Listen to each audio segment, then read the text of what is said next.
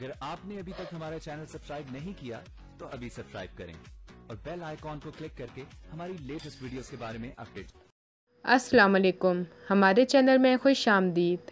अहमर पहले तो ताबीर को अपने साथ नहीं लेकर आता, मगर जब उसको हालात का पता चल जाता है वो वापस उसको अपने साथ घर ले आता है। उसको देखते ही अहमर की माँ और ज़ारा दोनों परेशान हो जाते हैं।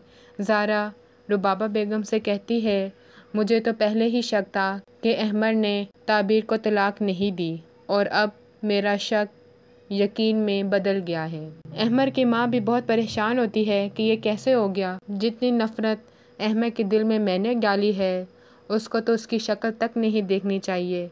मगर फिर रुबाबा बेगम दोबारा फिर से ताबीर के साथ वही सलूक करना शुरू कर देती है। उसको तंग करती है, उसको मारती है, उसको ताने देती है और उससे कहती है, पहले तो तुम चली गई थी और अहमद तुम्हें वापस ले आया था, मगर अब की बार अगर तुम जाओगी तो अहमद तुम्हें कभी वापस नहीं लेकर आएगा। मगर इससे पहले कि कुछ होता, अहमद का वकील आके सबके सामने रुबाबा बेगम का पोल खोल देता है कि सारी फसाद की जड़ यही है। इसी की वजह से अहमद का बड़ा भाई मारा गया और अब ये इस ताबीर को घर से निकालना चाहती है। हमारी वीडियो को लाइक करें, शेयर करें और सब्सक्राइब भी